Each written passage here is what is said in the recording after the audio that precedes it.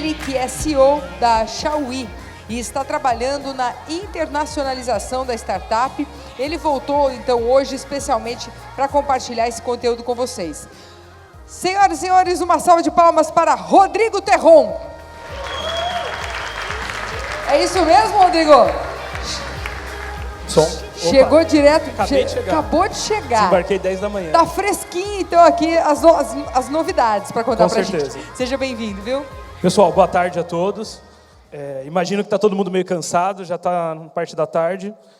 Tentei trazer um conteúdo bem bacana, compartilhar com vocês. E acho que vai ser bem legal. Eu estou bem cansado também, eu cheguei hoje de manhã. Embarquei ontem às 11h45, desembarquei às 10h, corri para Campinas, consegui tomar um banho e vim aqui para o evento. Sim, com certeza. Então vamos lá, eu coloquei como tema dessa palestra a única coisa mais extraordinária que a sua carreira é a sua história. E deixa eu passar um pouquinho. Eu me baseei muito em cima do tema, então quando eu estava estudando, assim, o que eu posso falar dentro do evento da Assertiva? Eu falei, o tema é o futuro é agora. E tem essa frase que é do TED da Nancy, ela é de São Francisco, lá da Califórnia, e ela fala que o futuro não é o lugar para onde iremos, é um lugar que temos que criar. Então, acho que o maior desafio, com todos os conteúdos que vocês estão vendo aqui, é vocês absorverem e isso virar, de fato, alguma coisa, vocês criarem algo daqui. E esse algo a gente vai chamar de futuro. Então, quando a gente coloca que o futuro é agora, tem ali uma etapa que se chama criação desse futuro. E acho que uma parte vem aqui dos conteúdos, mas outra parte ela é individual de cada um. Então, eu queria deixar isso como inspiração. Gostei muito dessa frase. Eu me inspirei, dias atrás eu fui para Nova York, da Califórnia para Nova York, e no voo, você fica naquela, ler um livro, dormir, assistir, e aí eu assisti esse filme do Queen, que é o Bohemian Rhapsody. Eu não tinha assistido ainda, mas é um filme ganhador de Oscar e que foi super famoso, e eu me inspirei bastante na história do Freddie Mercury e da banda para trabalhar nessa palestra. E basicamente, eu peguei essa frase do Fred também, que eu achei bem interessante, que ele falou, eu sempre soube que eu era uma estrela, e agora parece que todo mundo concorda comigo. Então, acho que ele tinha uma coisa de confiança muito forte, e a banda tinha uma coisa de confiança muito forte, que gerou para eles um crescimento absurdo e muito rápido. Eu vou falar um pouco disso, vou falar um pouco sobre atitude. Então, quando eu fui elencar, eu falei, legal, eu levo um conteúdo técnico, eu levo um conteúdo sobre negócio, e eu vi que ali eu acho que era interessante trazer um conteúdo sobre mindset, sobre como a gente pode se posicionar para realmente alcançar algumas coisas. E foi nisso que eu trabalhei. E aí eu voltei aqui na teoria da administração. Isso aqui, quando eu tinha 16 anos, eu fiz um curso chamado Telecurso não, eu não me lembro o nome, mas era do Centro Paula Souza, que era um curso de administração normal. Isso aqui foi uma das primeiras coisas que eu aprendi. E eles falam que as competências de um profissional ela é medida de 3 formas, ou através de 3 pilares. Eles chamam isso de CHA, que é o C, H e o A. Então, eles falam que o profissional ele deve ser avaliado com base no conhecimento, ou seja, ele tem que saber, e o saber é a parte mais teórica. Ele é avaliado pela habilidade, que é o saber fazer. Então, não basta você ter o conhecimento teórico, você precisa saber, e principalmente você tem que ter atitude, você tem que querer fazer. Então, eu acho que boa parte dos conteúdos que estão sendo falados aqui hoje, eles trazem a gente muito para o saber, a gente está trazendo novos conhecimentos, para a habilidade, a gente está discutindo como pode ser feito melhor, e fica uma parte aqui para o final do evento que é muito importante, que é a atitude. Então, hoje é sexta-feira, a gente vai passar o final de semana, e como que vai ser a segunda-feira? O que a gente leva desse evento, dos conteúdos, das palestras? Então, eu quis trazer um pouco disso, e isso aqui, eu peguei o conceito mais antigo. De repente, o pessoal fala, mas você está vindo do Vale do Silício. Eu peguei isso aqui, eu conheci quando eu tinha, 16, 17 anos, que é um conhecimento muito básico de administração, que é conhecimento, habilidade e atitude. E eu me baseei nisso porque, às vezes, a gente se coloca numa posição onde a gente sabe fazer, a gente sabe fazer, mas a gente não quer. A gente falha no que é atitude. E eu quis me basear muito nisso e trazer esse ponto, porque eu acho que na trajetória ali do Queen, na trajetória do Freddie Mercury e a fama que eles tiveram e o tanto que eles ganharam, muito foi baseado em atitude. Eu olhei assim, e eu assistindo o filme, eu refleti, eu falei, cara, eles eram muito, uns caras assim muito folgados, de certo ponto de vista. Eles tinham muita atitude, então eles batiam a perna, falavam o que queria, e isso trouxe para eles um crescimento rápido, trouxe uma maturidade como banda, uma maturidade como músico, e foi bem interessante. E aí eu listei algumas coisas sobre atitude, porque às vezes a gente fala, pô, mas legal, os caras lá na Inglaterra, pô, criaram a banda, e ficaram famosos, super legal. Aí eu fui pesquisar de onde o Fred veio. Então, esse aqui é o continente africano. Isso aqui é a Tanzânia, que é esse cantinho aqui do continente africano. O Fred nasceu nessa ilha aqui, que tem pouco mais de 1 milhão de habitantes, que é menor do que Campinas. E ele saiu daqui, tipo, literalmente. Depois, no meio do filme, ele começa a falar que ele era de Londres, porque ele queria parecer que era de Londres. Mas a real é que ele saiu de um lugar que você fala, pô, mas como será que o cara que sai de um lugar tão distante ou de um lugar tão desconhecido... Eu mesmo nunca tinha ouvido falar dessa Zanzibar. Acho que é uma ilha pouquíssima famosa. Quando eu fui ler o Wikipedia deles, eu acho que assim, tem lá pessoas honrosas. Daí tem o Fred, aí tem um cara lá que foi um político que matou uma galera, e só, assim, não tem mais ninguém, sabe? É uma cidade que não formou uma galera, assim, não é tipo, não, mas é uma ilha pequena, mas pô, só saiu estrela de lá. Não, literalmente, acho que teve muita atitude, e aí eu coloquei que a atitude não tem relação com a sua origem. Então, assim, independente da origem, seja se você saiu daqui de Campinas, se você saiu de São Paulo, se você saiu de qualquer outro estado, acho que não tem relação com o fato de ter ou não ter atitude. E também não tem relação com o seu primeiro emprego. Então, assim, você pode ter começado numa posição extremamente diferente. O Fred, no caso, eu achei bem interessante, porque o primeiro emprego dele era aquele cara que carrega as malas dentro do aeroporto, que é um cara que ninguém vê. Então, assim, o avião chega, você desembarca, e hoje aconteceu isso comigo, eu desembarquei e falei, cara, eu preciso correr muito, porque eu vou pegar um ônibus ainda. E aí você fica lá esperando a mala, xingando esse cara. Fala, meu, o cara ainda não descarregou minha mala. Só que o cara tem segundos, é o tempo de você sair do avião e ir até a esteira, e ele já tem que colocar as malas lá à disposição. E essa foi a primeira profissão dele, então, assim, ele não precisou, tipo, não, o cara já começou músico, o cara estourou, o cara trabalhava no estúdio de música. Não, literalmente ele veio do zero e veio de uma profissão, assim, bem diferente. E eu achei interessante isso daqui, foi uma homenagem que a companhia aérea lá de Londres fez para ele quando ele faria 72 anos. Então, os funcionários se vestiram como ele, fizeram uma apresentação. E aí eu achei interessante colocar essa imagem aqui no material. E aí eu peguei alguns diálogos do filme, eu listei alguns, literalmente eu assisti depois 2 vezes o filme, fui pegando alguns pequenos diálogos e falei, cara, deixa eu entender aqui esses diálogos e o que ele tem a ver com a atitude, que tipo de atitude que ele está falando. E para começar, eu peguei uma frase que o pai dele falava, e no final do filme ele falava, ele sempre teve uma relação muito difícil com a família. E essa frase eu achei bem interessante, quando eu fui pesquisar, era uma frase do Gandhi, que fala bons pensamentos, boas palavras e boas ações. Isso tem muito a ver com a atitude, porque você pode ter uma atitude construtiva, que é aquela atitude que te leva para frente, que te coloca numa posição melhor, ou você pode ter uma atitude extremamente destrutiva, que é maus pensamentos, maus palavras e ações ruins. Então, eu acho que o pai do Fred ele puxava muito isso. Falava, cara, independente de onde você for, eu não concordo com o que você está fazendo, mas tenha bons pensamentos, boas palavras e boas ações. E eu achei bem interessante esse feedback. E aí, indo agora para algumas atitudes, ou algumas formas de atitudes que eu vi lá, que eu achei interessante. Então, aqui a namorada dele, a Mary, ela foi namorada e amiga dele, e depois ela herdou parte do que ele deixou, e foi uma pessoa que sempre esteve muito próximo. E ela, no começo do filme, ela fala, pô, todo mundo deveria ousar como você. Ele ainda nem era cantor, ele tinha acabado de conhecer ela, mas ela bate nessa tecla, ela fala, cara, você é ousado. E a atitude, para mim, é sobre ser ousado. Às vezes, a gente precisa desenvolver um lado de bater na porta e derrubar a porta se precisar, e isso exige muita ousadia.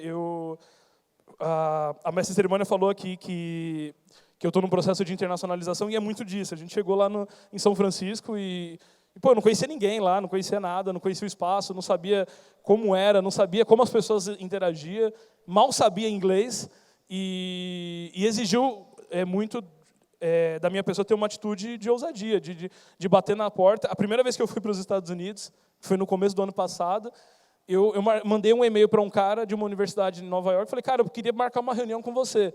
E o cara respondeu, ok. E aí eu cheguei na reunião, uma que eu não falava inglês, e aí eu fui tentando traduzir com o cara. Mas eu cheguei lá e eu cheguei na recepção do prédio e eu falei, cara, eu tenho uma reunião com fulano de tal. E o cara olhou para mim e ele não entendia o que eu falava. E aí eu fiquei ali tentando meia hora. Eu falei, cara, eu vou invadir o prédio, vou tentar chegar no andar que ele falou que era o andar e eu participo. Eu dei uma disfarçada, entrei, subi, e cheguei lá, eu consegui fazer a reunião com o cara mesmo sem falar. Eu abri, foi literalmente, acho que a reunião mais difícil que eu fiz, porque eu abri o Google Translator para mim conseguir passar a minha mensagem. E ele falou para mim, falou, cara, parabéns pela coragem. E no primeiro momento eu falei, cara, o cara vai achar que eu sou um louco, porque eu vim aqui, eu não sei nem falar o idioma dele. Mas pelo contrário, ele falou, olha, eu já fui no Brasil e eu não falo português. Então, assim, cara, parabéns, eu entendi o que você quis dizer, e aí esse cara me conectou com umas 2 pessoas, e isso gerou alguns frutos assim, bem interessantes. Mas é muito sobre ousadia. E eu achei esse diálogo bem interessante, porque o Fred Mercury, durante todo o filme, ele é um cara sempre muito ousado, ele é um cara que, até ousado para o mal, assim, algumas coisas ele pesa e ele vai além do que deveria, mas a ousadia é uma característica muito marcante da história dele. Aqui eu trago um pouco do nascimento do Queen, né? Então, antes do Queen existia um trio que chamava Trio Smile, e no filme, o começo do filme é quando esse Tim, que era o vocalista, ele sai da banda. E ele fala, galera, não dá mais, é isso aí. A gente não vai chegar em lugar nenhum, tocando em festa, tocando em bar, tocando em universidade. Não é isso que vai fazer a gente ser famoso e eu estou indo nessa. E é quando o Fred aparece. E aí passa alguns minutos ali do filme e eles estão na mesma. Daí o carro quebra no meio de uma estrada. E aí o Roger, que era o baterista, ele fala, a gente está com os ingressos esgotados nos bares, na universidade e tudo. E a gente está aqui parado no meio do nada com o carro quebrado. E nessa hora o Fred ele pega e fala uma coisa nada a ver. Ele fala, cara, mas o problema não é o carro quebrado, o problema é que a gente não está pensando grande. E a atitude é sobre pensar grande. Assim, eu acho que, às vezes, a gente tem um pouco de preguiça de pensar grande. E pensar grande e pensar pequeno dá o mesmo trabalho. O que vai diferenciar é a execução, mas, assim, às vezes a gente tende a pensar primeiro pequeno. Então, assim, não, vamos fazer uma coisa simples, vamos fazer uma coisa pequena, vamos no menorzinho. E cara, a atitude é sobre pensar grande, é sobre você ir e falar, cara, vamos fazer, e já que é para fazer, eu não vou perder meu tempo fazendo pequeno. Então, essa fase me marcou, porque eu acho que aqui foi onde começou, de fato, a história. Aí mudou o nome da banda, e o Brian vira para ele e fala, cara, tá, mas o que você está pensando? Ele falou, cara, a gente tem que ter um álbum. E você para pensar, e quantas centenas, milhares de bandas nos Estados Unidos que fazem essa mesma rotina, toca no bar, toca ali na universidade, e nunca parou para pensar em, a gente precisa gravar um álbum. E os caras, nos anos 70, falaram, cara, a gente vai gravar. E é bem engraçado, porque a primeira proposta dele é falar, cara, quanto você acha que a gente consegue com essa van? E aí eu coloquei aqui, que a atitude é sobre investir o que você tem. Então, assim, eles não fizeram nada que eles não podiam. Literalmente, eles venderam a van, alugaram um estúdio de madrugada e gravaram de madrugada. Acho que até o 3º álbum, se eu não me engano, ele foi gravado de madrugada porque era mais barato. Então não tinha recurso financeiro para fazer algo grande. Mas o recurso financeiro nunca pode ser um impeditivo para você pensar grande. Às vezes a gente quer pensar, não, mas a gente tem 100, vamos pensar com 100. Não, você tem 100, cara, o 100 é só a entrada, pensa com 1000 e constrói algo que realmente é relevante, que realmente é grande. Então essa parte eu achei bem interessante, eles venderam a van e aí o cara do filme ainda fala, são 3 meses de salário aqui e a gente está dando, e tomara que esse disco vire alguma coisa. E esse foi o primeiro álbum deles, foi o álbum que colocou e posicionou eles como um player musical. Na época, um dos caras que era produtor do Elton John teve acesso ao material e falou, cara, esses caras têm futuro, vamos dar uma chance para eles. E aí eles foram para a primeira negociação. E o cara vira para ele e fala, legal, mas o que torna o Queen diferente dos outros supostos astros de rock que eu conheço? E aqui eu falei que ter atitude é sobre conhecer seus diferenciais. Então, o Fred já trouxe, cara, a gente é 4 desajustados, que não se enquadra tocando junto para um monte de desajustado. Então, ele conhecia tanto eles, e eles conheciam quem era o público deles. Então, assim, eles conheciam bastante os diferenciais e eles conseguiram se posicionar muito bem. E trouxe também outros pontos. Então, não, a gente é como uma família, mas nenhum de nós é igual. Então, era uma equipe multidisciplinar, e isso é muito importante. Quando a gente fala hoje no Vale do Silício, por exemplo, todas as empresas trabalham em squads e com pessoas diferentes e tal, mas é um conceito antigo. E eles já tinham essa visão de que eles eram muito diferentes, e essas diferenças tinha hora que dava intrigas, dava problema, gerava guerra ali entre eles, mas isso era um diferencial para eles. O diferencial é que eles sabiam muito bem para quem que eles estavam cantando. Então, assim, quando você vai pensar, pensei grande, legal, mas você tem que ter um público, você tem que saber quem está do outro lado, e quando você está dentro de uma empresa, você tem que saber com quem que você fala, com qual área que você fala, mas assim, você tem que ter um posicionamento muito claro sobre o que você está fazendo. E foi bem interessante, porque o cara fica tipo, pô, mas da onde vocês saíram? Por que você já está virando para mim falando que você quer mais, que vocês querem ser grandes e tal? E aí esse cara conseguiu uma apresentação para eles na TV, e eu achei bem interessante, porque chega na TV, quem aqui tem uma ligação com música sabe que normalmente a apresentação de TV você usa playback. Então, assim, você não vai lá e faz ao vivo, porque o risco de você fazer ao vivo na TV e isso ir para a audiência, e a audiência fala, pô, os caras erraram ao vivo, é muito alto. Então, geralmente, quando o cara está na TV, até hoje se dubla. Ou quando vai gravar um DVD normalmente, você já está com o DVD todo gravado, você só grava o ao vivo para pegar o público. E aí, quando eles chegaram lá na primeira apresentação, os caras viraram e falaram, não, é assim que funciona aqui é a TV, e vocês vão usar playback, e ninguém vai sentir a diferença, ninguém vai perceber. E aí eles falaram, não, mas a gente vai perceber, isso vai fazer diferença para a gente, porque era o que eles gostavam, era o que eles acreditavam, e eles queriam dar o melhor deles naquele momento, e não importava muito o outro lado, não importava muito se a audiência ia gostar, se a audiência não ia gostar, se a audiência ia aprovar, eles estavam ali querendo ter o sentimento do que eles estavam fazendo, e falaram, cara, eu estou fazendo o meu melhor. E eu falei sobre isso, a atitude é ter conexão com o que você está fazendo. E é muito importante, às vezes a gente está fazendo as coisas muito desconectado, sabe? Alguém fala que é assim, tá bom, vou fazer assim, eu tô descontente, eu não acredito nisso, não é isso que vai me levar para um lugar diferente, mas me falaram que eu tenho que fazer assim, então eu vou fazer assim e ponto. E a gente tem que sentir a diferença, acho que essa sensibilidade tem que partir da gente, do tipo, pô, olha aqui, peraí, deixa eu provar para você que eu consigo fazer de uma forma melhor. E eles tentaram fazer isso. Falaram, cara, não, peraí, a gente tem um jeito aqui que é nosso, a gente criou isso, e não importa se todo mundo faz do jeito tradicional, não importa se todo mundo faz ali dentro da caixinha, a gente não quer. E isso foi bem interessante, porque gerou um mega impacto, quase cancelaram o programa, e era o primeiro programa deles na TV.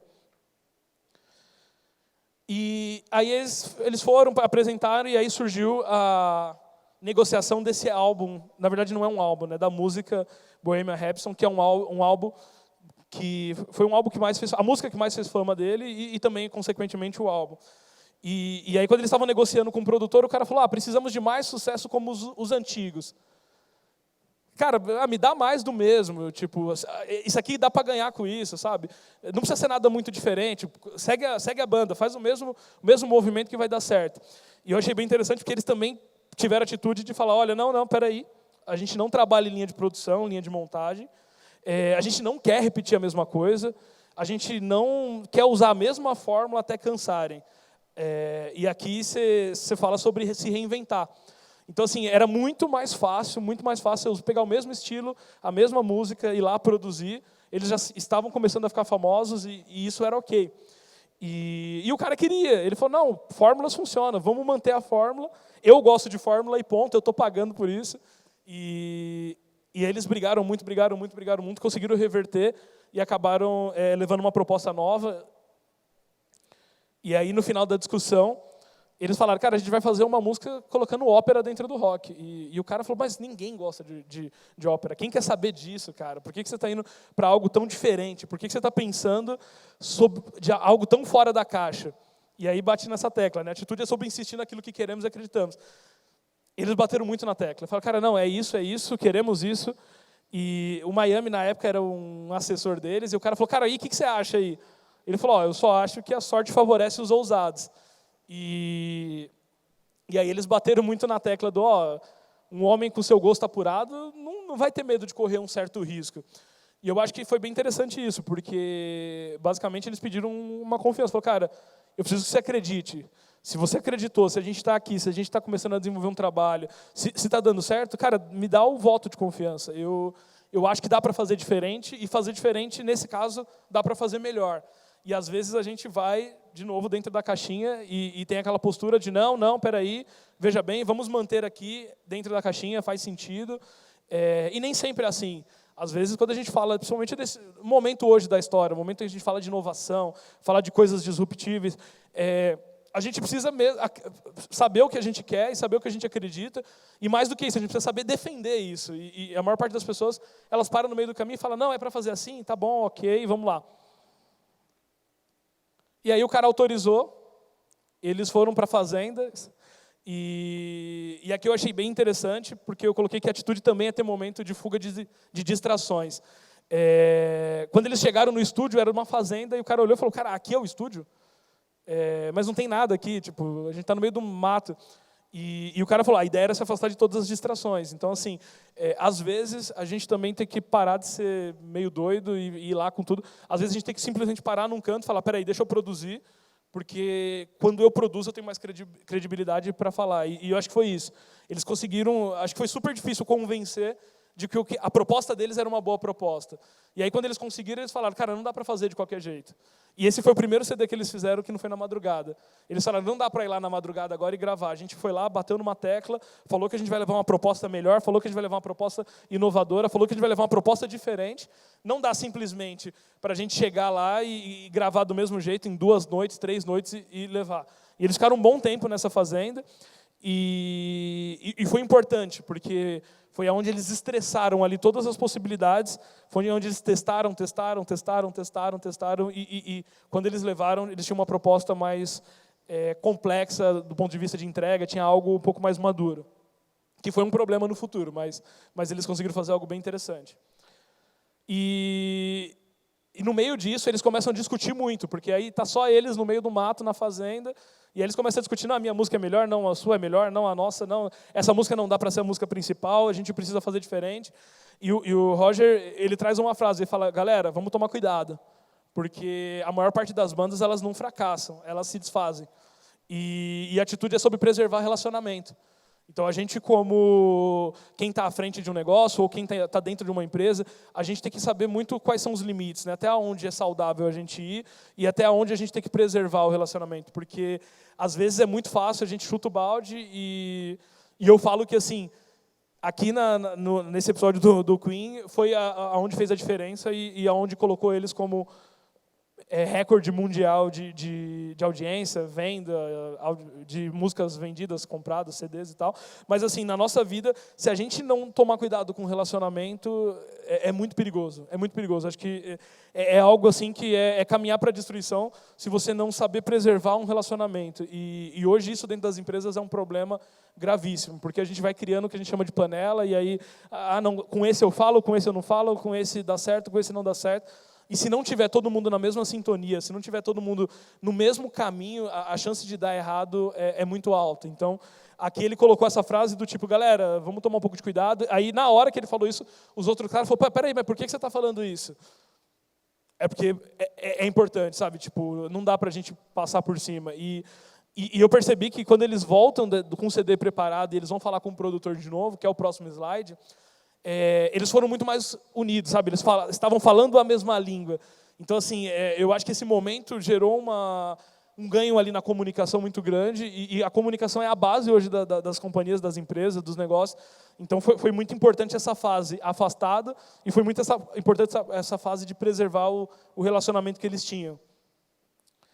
E aí eles foram apresentar, foram lá com a música, e para mim essa parte que mais chamou a atenção, porque eles chegaram lá e falaram, cara, é a melhor música que a gente conseguia produzir, a gente saiu, fugiu das distrações, a gente preservou o relacionamento, a gente criou algo incrível, e o cara vira e fala, mas tem um problema, a música de vocês tem 6 minutos, e o padrão das rádios são 3 minutos.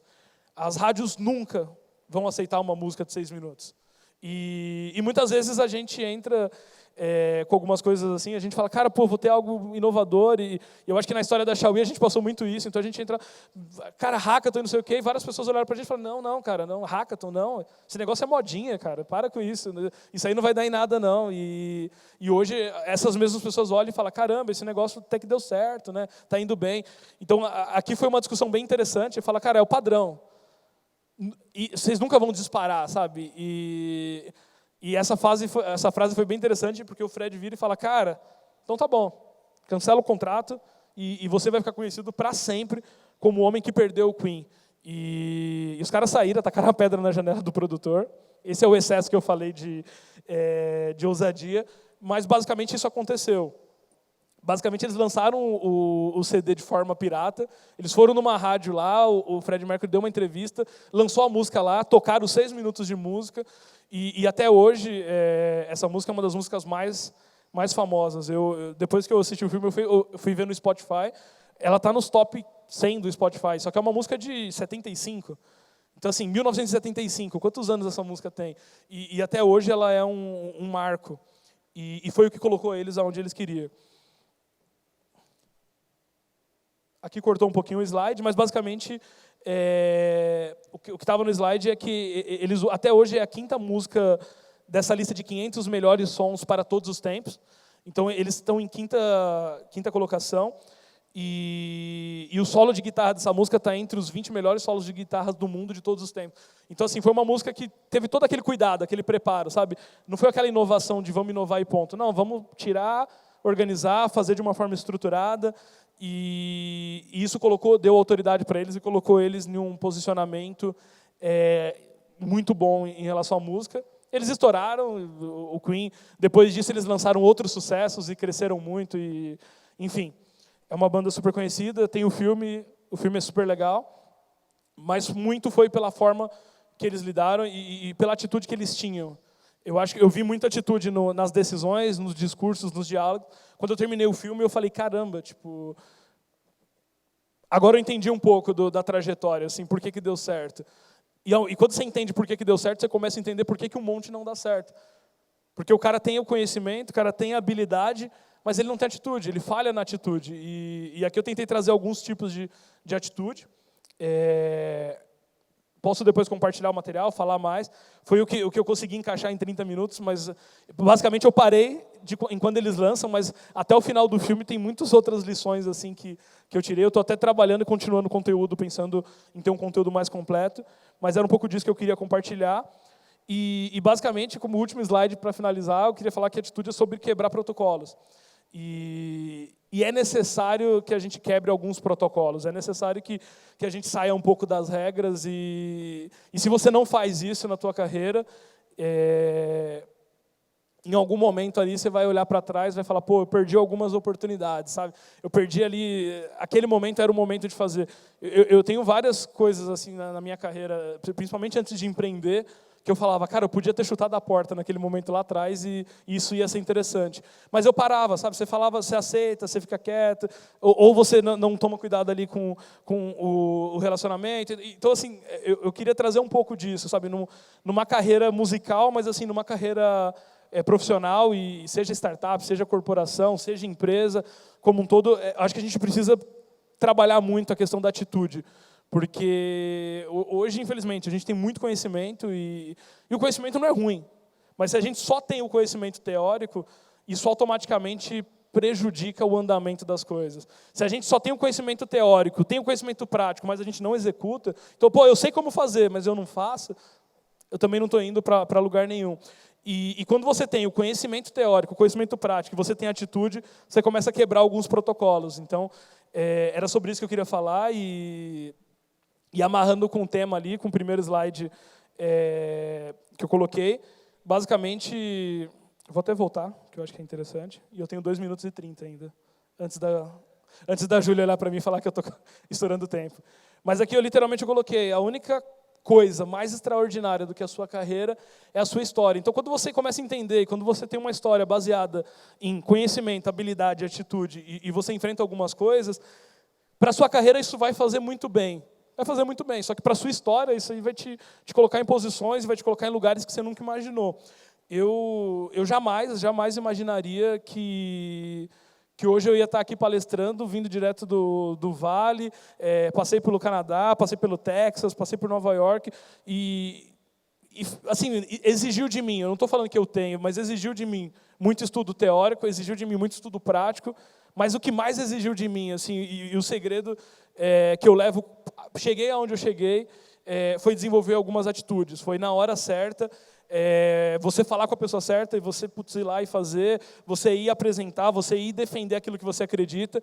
E às vezes a gente peca em não fazer isso. Às vezes a gente acha que a gente acredita, a gente acha que vai, mas o primeiro não, ele é a morte da ideia. O primeiro não, ele tira você ali e você fala, pô, mas eu sei fazer, eu sei o que eu quero fazer, mas falaram não.